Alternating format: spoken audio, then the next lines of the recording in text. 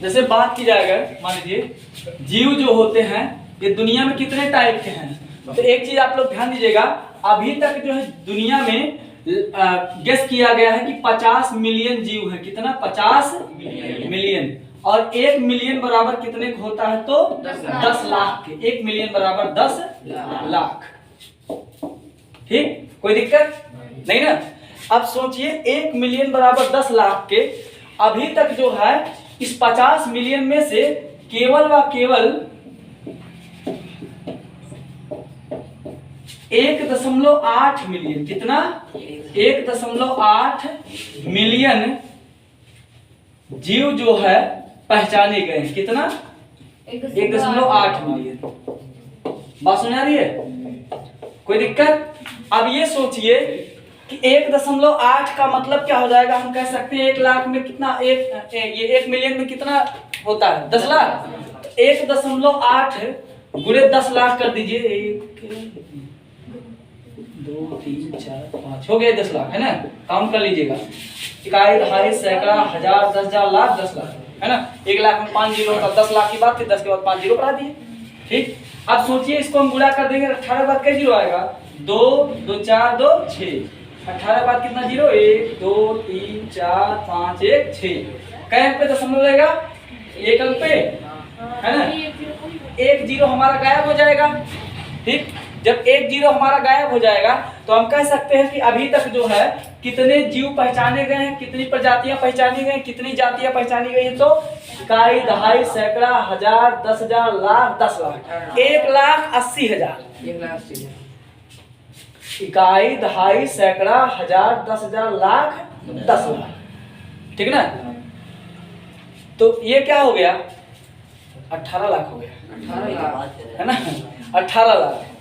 ठीक, तो 18 लाख पहचाना गया है और टोटल जो है 50 मिलियन है, और जबकि 1 लाख में कितना होता है? तो 10 लाख। अभी बहुत कम पहचाना गया, बहुत ज्यादा, बहुत कम। ठीक, तो एक चीज ध्यान दीजिएगा, इतना पहचान लिया गया है, इसमें से जो है एक एक का नाम जो है आपके गांव में जितना आदमी होता आपको तो याद नहीं रहता। चुनुआ किसके घर का है? राम, ठीक ना। रामकली किसके घर की है? गुरु किसके घर का है? ठीक, राम मनोहर किसके घर का है? ठीक, छोटे लाल किसका बाप है? याद रहता है? नहीं। तो एक चीज याद रखिएगा, आपके गांव में जो है जो जो नाम वगैरह है या जो जीव जंतु आपके आसपास पाए जाते हैं, आप सबका नाम नहीं जानते ना। इसका मतलब जो है अब आप अपने आसपास ही केवल नहीं जान पा रहे हैं, तो दुनिया में बहुत ऐसे जीव जो आपके आसपास नहीं पाए जाते हैं। बात समझ रही ना। दुनिया में बहुत सारे ऐसे जीव हैं जो आपके आसपास नहीं पाए जाते हैं। तो इस केस में आपके लिए हर जीव को जानना, पहचानना और याद रखना आसान होगा? जिसको आप जन्मे नहीं करते हैं उसको आप बता पाएंगे कुछ? ठीक, तो जब नहीं बता पाएंगे उसके लिए क्या किया गया? एक सिस्टम अपनाया गया, वर्गीकरण। कौन सा सिस्टम? वर्गीकरण। वर्गीकरण क्या बोला कि वर्गीकरण बोला कि ठीक है मेरे हिसाब से कुछ पैमाना बनाओ। ठीक, तो वर्गीकरण के हिसाब से एक देखा गया समानता और दूसरा देखा गया असमानता। बात सुन रही? एक समानता और दूसरा असमानता।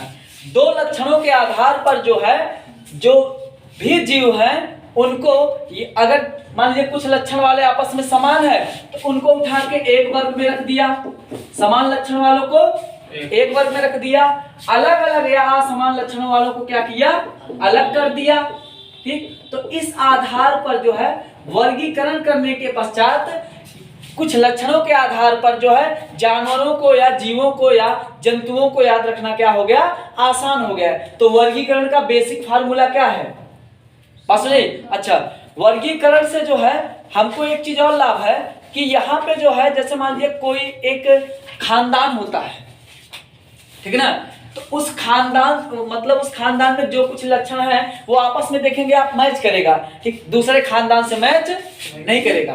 वंश जिसको बोलते हैं, विज्ञान की भाषा में क्या बोलते हैं? वंश। तो वर्गीकरण की आवश्यकता क्यों पड़ी? समझ आई बात?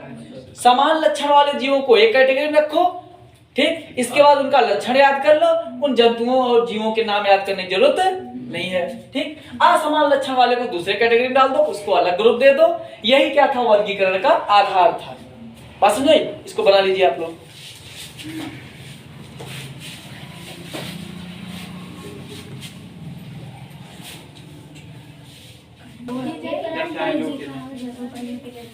हो गया, छप गया इतना? चलिए ठीक। इसके बाद जो है हम लोग देखते हैं कि तो टोटल जो है 1.8 मिलियन पहचाने गए हैं। अब एक चीज ध्यान दीजिएगा, 1.8 मिलियन में टोटल जीव है। ठीक, इसका जो है 70% जंतु है। 70% क्या है? और 22% पादप है, प्लांट। तो कितना हो गया? 70 20 90 2 बचा कितना? 8% में आ जाएगा सूक्ष्म जीव। Yes sir. ठीक, अभी भी संतोष नहीं हुआ।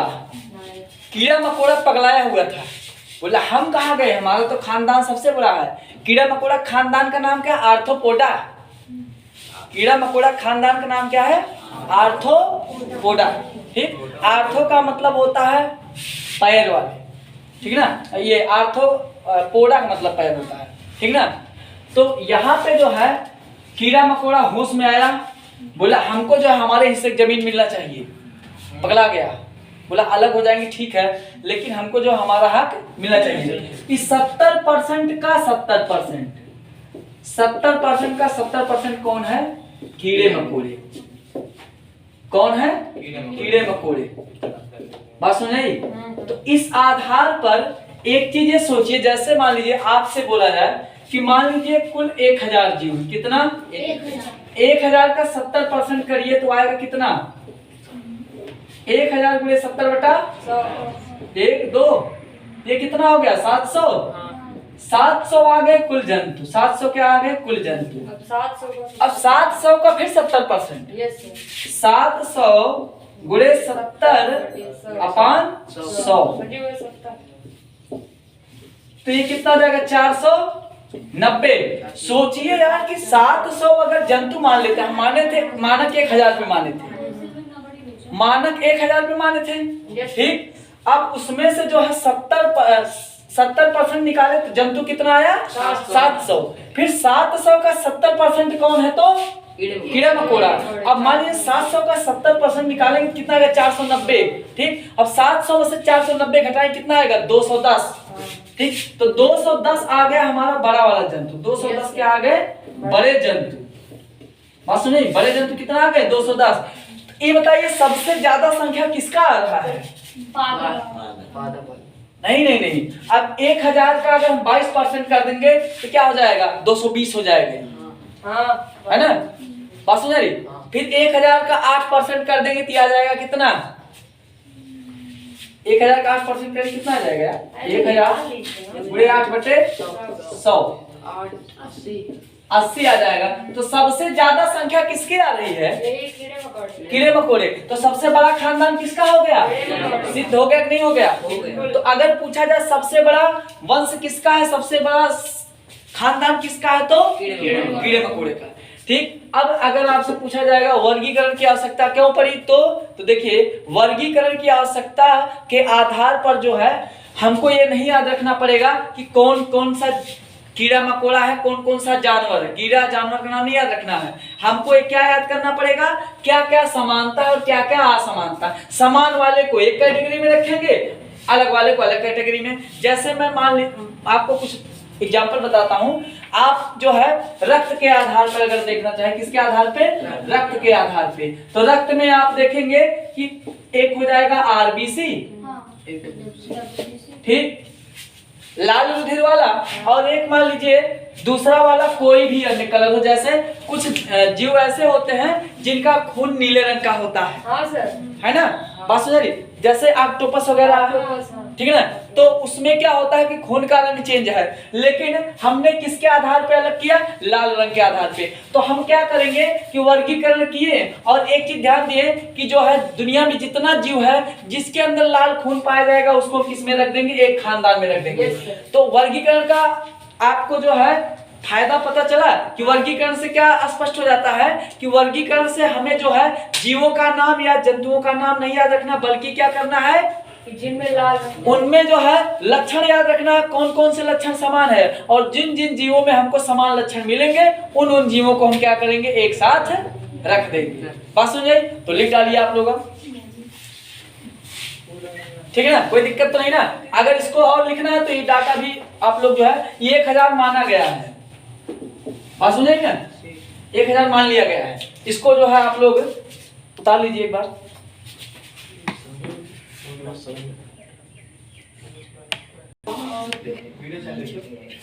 तो लिखिएगा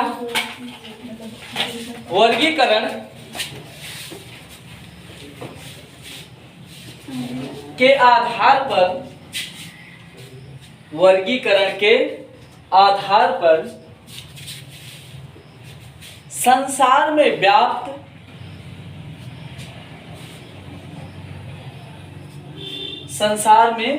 व्याप्त जीव जंतुओं को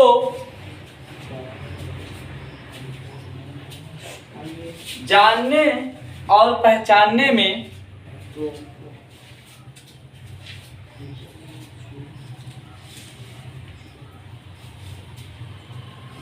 सुविधा होती है।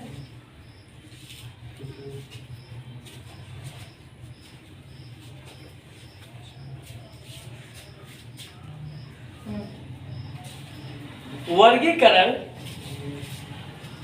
एक पद्धति का नाम है, मतलब सिस्टम है ना। वर्गीकरण एक पद्धति का नाम है जिसमें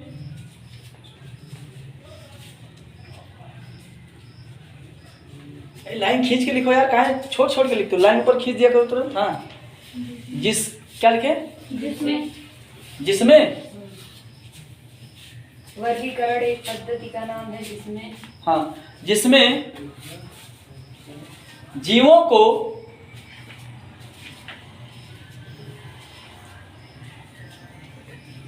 समानता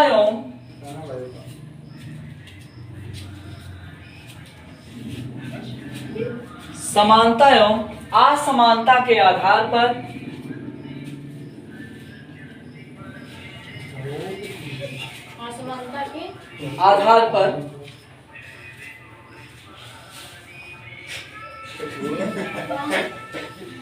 जिसमें जीवों को समानता एवं असमानता के आधार पर अलग अलग वर्गों में रख दिया जाता है।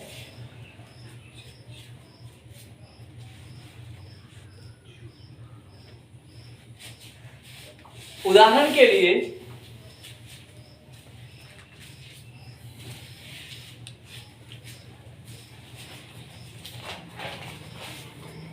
रक्त में लाल रक्त वाले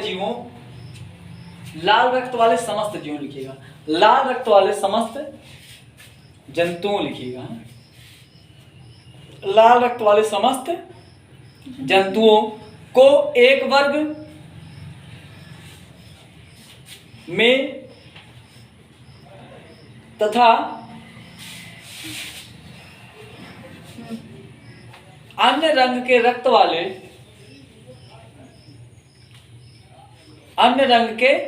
रक्त वाले जंतुओं को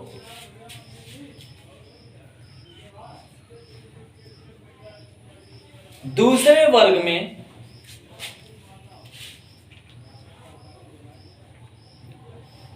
रखना, कसेरुक दंड के आधार पर, कशेरुक दंड, वर्टिब्रेटा है, ठीक ना। कशेरुक दंड के आधार पर जिन जीवों में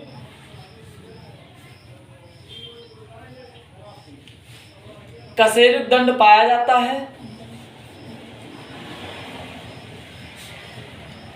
उन्हें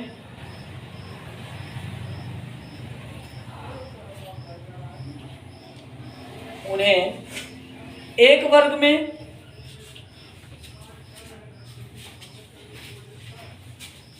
रखना तथा जिनमें कशेरुक दंड नहीं पाया जाता है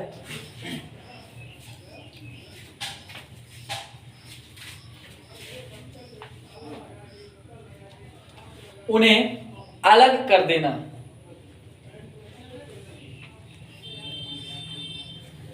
पैराग्राफ चेंज कर लिखिएगा।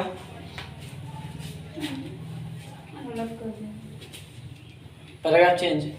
कुछ समान लक्षणों के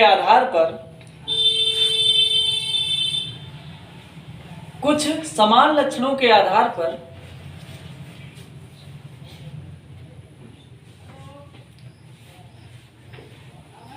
हमें जीव जंतुओं के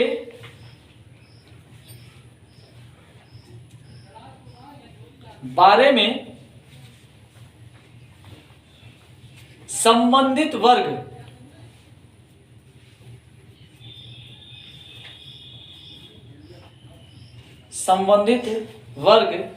को समझना एवं याद रखना आसान होता है। ठीक है, कोई दिक्कत? मतलब जो चीज हम लोग बोले कि मतलब एक वैरायटी वाला जो क्वालिटी होगा सबको एक ग्रुप में रख देंगे, बोलेंगे इनमें सब में ये चीज पाया जाता है। जैसे दुनिया में जितना लाल रक्त वाला है बोलेंगे इनमें जो उनका रक्त देख के अब एक जानवर का हम नाम याद करेंगे, इसमें लाल रक्त पाया जाता है, इसमें नीला पाया जाता है, जिंदगी खराब हो जाएगा। ठीक ना, नरक में पहुंच जाओगे। भगवान ने बोलेगा का यार कौन सा ड्यूटी मिला था, ये जानवर का नाम नहीं याद कर पाए, तुम्हारा जो जीभ काट लिया जाएगा, इसका जीभ निकालो, हटाओ जीभ, इसका फेंक दो निकाल के। ठीक, तो हम लोग क्या मतलब जो है यहाँ पे देख रहे हैं कि दिमाग क्या लगाया वैज्ञानिकों ने, कहा कि यार ऐसा करो लक्षण पहचानो। ठीक, इसके बाद जो जानवर का नाम याद रखने की जरूरत नहीं है। हाँ, इसमें लाल रक्त है तो ये इस खानदान का है, इसमें है, हाँ है, नहीं है दूसरे खानदान भगाओ इसको। बात सुन ना? yes, ये जो है वर्गीकरण था। ठीक, बात सुन। अगला हेडिंग डालिएगा वर्गीकरण के लक्षण।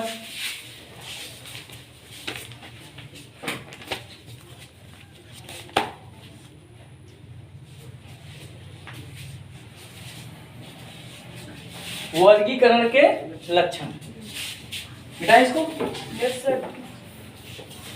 समझ आ रहा है पूरा? हाँ ठीक है, तो चौड़िया के पढ़ो, कोई तकलीफ नहीं है, बस दिमाग में घुसना चाहिए। कुछ लोग इतना टैलेंट मत दिखाना कि हमारे बाल में घुस रहा है, बाल उल गिर जाएगा तो लेके चला जाएगा ज्ञान में, है ना। जिसे हमारा साफ हो गया है, वृद्धावस्था आने वाला है, बचपन से 55 तक पहुंच रहे हैं, तो इससे तुम लोग की जिंदगी खराब हो जाएगा। तो बाद में जो है गांधी जी वाले स्टाइल में आ जाओगे। गांधी जी अपने जमाने में जो है शुरू में आप देखेंगे तो जब वो पढ़ रहे थे ना तो बहुत जो जीन्स टी शर्ट पहनते थे। अब बाद में जब बीमा खत्म हो गया, एग्रीमेंट खत्म हो गया, तो आ गए किसमें, धोती होती में। ठीक, बाद में जो है और फैशन में जो सलमान खान की तरह बॉडी दिखाने लगे तो वो जो है कपड़ा भी पहनना छोड़ दिए, आधा से काम चलाते थे, है ना। हाँ, अपने जमाने के जो हीरो थे बाद में जीरो हो गए, गोली मार दिए गए ना, पता है ना।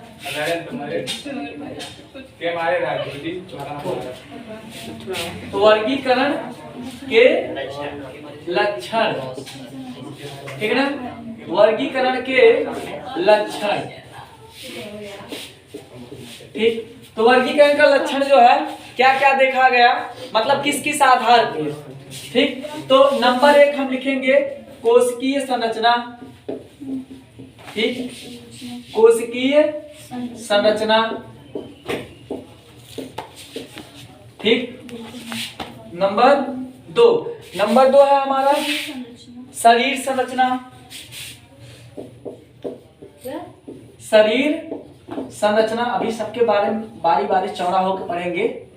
एक तीसरा पोषण। पोषण माने खाना, चटनी भात, है ना। पोषण के बाद जो है कार्यात्मक संगठन।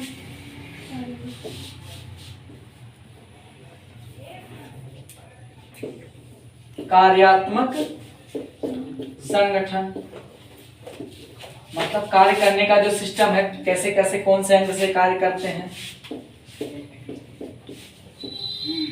ठीक है, बस मुझे इसको छापिए तरह, जल्दी करिए।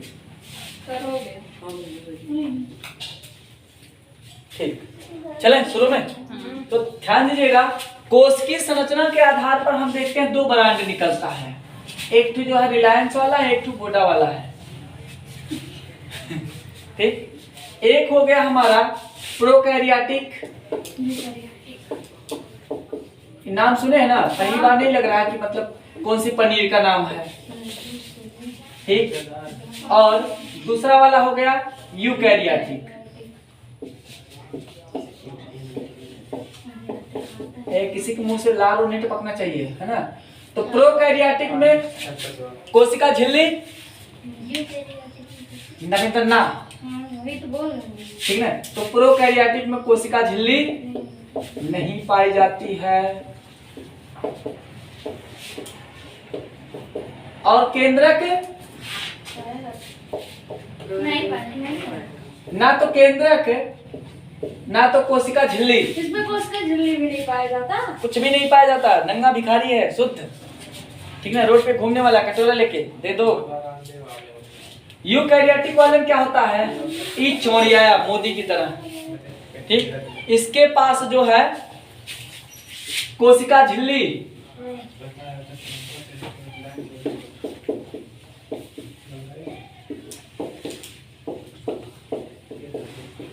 और केंद्रक दोनों पाया जाता है।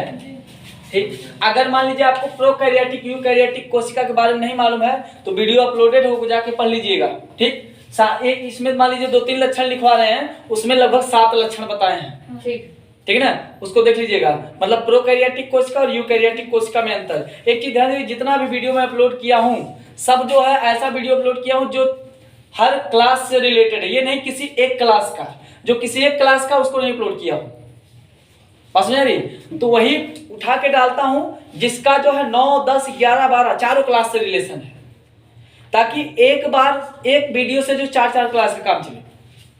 ठीक, नहीं तो डेली जो है 15-20 वीडियो डाल सकता हूं, लेकिन 7 से 8 वीडियो जो है सेलेक्ट करके सोचना पड़ता है कि ऐसा वीडियो डाला जाए जो हर क्लास में काम आए। अब पता लगा एक वीडियो एक क्लास के लिए बनाने कोई उचित नहीं है मतलब। ठीक, तो ये हो गया कोश की संरचना। तो कोश की संरचना के आधार पे कितने ग्रुप में बांटा गया, तो number 1 prokaryote, number 2 eukaryote. Prokaryote का पहचान क्या होता है, इसमें कोशिका झिल्ली नहीं पाई जाती, केंद्रक भी नहीं पाया जाता है। ठीक, और इसमें हिस्टोन प्रोटीन भी नहीं पाया जाएगा, और जो डीएनए होगा वो गोलाकार होगा, है ना। बात समझी। और यूकैरियोटिक का क्या होगा, इसका डीएनए रेखाकार होगा। बात समझ आ रही है ना। ठीक, हाँ। अब जो है दोनों सिरा स्वतंत्र होता है। ठीक, ऐसे नहीं डीएनए घुमक्कड़ होता है, आज जलालपुर जाएंगे कल मालीपुर जाएंगे, आज शराब पियेंगे कल ठंडा पियेंगे। ठीक, अब इसके बाद जो शरीर संरचना की बात करते हैं, तो शरीर संरचना के आधार पर देखा गया कि कुछ जंतु ऐसे थे जिनका शरीर एक कोशिकीय था। कैसा था, एक कोशिकीय, एक कोशिकीय। और कुछ जंतु ऐसे थे जिनका शरीर कैसा था, बहुकोशिकीय। तो कोशिका के आधार पर जो अलग हुआ कि नहीं हुआ, हो गया ना। ठीक, अच्छा, बहुकोशिकीय में भी देखा गया कि अलग ब्रांड बन जाएगा। कुछ का शारीरिक संगठन जो है केवल जो है कोशिका स्तर का था, और कुछ का ऊतक स्तर का। तो बहुकोशिकीय में भी क्या हो जाएगा, कोशिका स्तर और ऊतक स्तर। क्योंकि हम लोग कोशिका और ऊतक पढ़ चुके हैं, जैसे अगर मान लीजिए आपसे पूछा जाए कोशिका स्तर और ऊतक स्तर में कौन कौन पाया जाता है, ठीक, तो कोशिका स्तर जो होता है फाइलम पॉलीफेरा, उसके शरीर में जितनी कोशिकाएं होती हैं सब अलग अलग प्रकार की होती हैं। आप लोग देख रहे हैं ये जो मोटा वाला नल्ला नहीं खाते हैं बच्चे, वैसे होते हैं, ठीक ना, एस्कान, साइकान, ल्यूकान, स्पॉन्जिला इसको बोलते हैं, ठीक ना। ये सब जो है बहुत बड़ा मतलब समुद्री प्रजाति है एक, जो कि देखने में आपको जो खोखला दिखेगा पाइप के जैसा, और उसमें जो है कोशिका स्तर का बहुत मतलब कोशिकाएं तो बहुत है लेकिन ऊतक स्तर का शारीरिक संगठन नहीं पाया जाता है। तो इसका एग्जाम्पल क्या हो जाएगा, पॉलीफेरा, संघ पॉलीफेरा, पॉलीफेरा, बात सुन रही, कोई दिक्कत। इसके बाद ऊतक स्तर, तो पॉलीफेरा को छोड़ करके बाकी सब में क्या पाया जाता है, ऊतक स्तर का। बात सुनिए, ऊतक की परिभाषा क्या होती है, तो संरचना तथा कार्य के आधार पर समान प्रकार की कोशिकाओं के समूह को ऊतक कहते हैं। तो इसमें हम बोलेंगे पॉलीफेरा के अतिरिक्त, पॉलीफेरा के के अतिरिक्त समस्त संघ, अतिरिक्त समस्त संघ, बात सुन रही, कोई दिक्कत। अब पोषण के आधार पे, तो पोषण में देखिएगा कुछ जो ऐसा होता है जो अपना भोजन स्वयं बनाता है उसको हम क्या बोलते हैं, स्वपोषी। कुछ ऐसा होता है जो दूसरे के ऊपर डिपेंड रहता है उसको क्या कहते हैं, परपोषी, ठीक। कुछ ऐसा होता है जो सारा गला खाता है उसको क्या बोलते हैं, मृतोपजीवी, बात सुन रही। तो पोषण के आधार पर अलग अलग ब्रांड बना के नहीं बना, अलग अलग कंपनी में नहीं सब गया, ठीक। तो पोषण के आधार पर भी क्या हुआ, बंटवारा हुआ नहीं हुआ, ठीक। कार्यात्मक संगठन, अब कार्यात्मक संगठन के आधार पर जो है हम देखते हैं किसमें श्रम विभाजन है, किसमें श्रम विभाजन नहीं है। तो एक चीज आपको पता होगा, श्रम विभाजन का मतलब क्या होता है और श्रम विभाजन नहीं होने का मतलब क्या होता है। एक में श्रम विभाजन, श्रम विभाजन के आधार पर अगर हम देखेंगे तो ये दो टाइप का बनेगा। एक को जैसे अमीबा हो गया, इसमें नहीं अमीबा में श्रम विभाजन नहीं होता है, तो अमीबा में श्रम विभाजन नहीं होता है, बाकी सब में क्या होता है, श्रम विभाजन पाया जाता है। इस आधार पर हम कह सकते हैं कि उपरोक्त लक्षणों के आधार पर हम वर्गीकरण के लक्षण को पहचान सकते हैं, कोई दिक्कत नहीं ना। अगर मान लीजिए आप अगर आपको समझना है तो ध्यान दीजिएगा कि अमीबा में जो श्रम विभाजन नहीं पाया जाता, और इसका एक एग्जाम्पल अगर आपको देखना है तो इसके पास स्यूडोपोडिया या नकली पैर पाया जाता चलने के लिए, क्योंकि इसका परी जो उसका जो पैर है अस्थायी नहीं है। हमारा आपका पैर क्या है, नीचे है ना। अमीबा का ऐसा मतलब तेरे नाम मेरे नाम नहीं, पता नहीं कौन सा नाम का जो है वो स्टाइल में पैदा हुआ था, वो क्या करता है, आज उसका पैर यहाँ है तो कल यहाँ हो जाएगा, और हमारा आपका यहाँ करेंगे तो शायद डॉक्टर के यहाँ पहुंच जाएंगे, हड्डी वाले, है ना। तो इसमें जो है नकली पैर पाया जाता है जिसको हम क्या बोलते हैं, स्यूडोपोडिया, बस समझाइए। पी साइलेंट रहता है, PSEUDO PODIA हो गया हमारा कार्य के आधार पर, जबकि हमारे आपके पास क्या है, ओरिजिनल पैर है, अस्थाई वाला है, और अमीबा पास अस्थाई वाला नहीं है। तो कार्य के आधार पर बंटवारा हुआ। अमीबा में श्रम विभाजन नहीं पाया जाता, हमारे आपके अंदर श्रम विभाजन, अमीबा में एक ठो केंद्रक है, वहीं से वो पूरे शरीर का काम करेगा, हमारा आपका हाथ पकड़ने का काम करता है, और जो पैर है वो दूसरे मित्र को लात मारने का काम करता है, बात सुन रही ना। तो यहाँ पे हमारा जो श्रम विभाजन है, अगर पता लगा आप इससे मारेंगे ना, फेफड़े से शायद जो ब्लड वलड आ सकता है, बात सुन रही। तो इसको इतना छाप लीजिए, बाकी कल।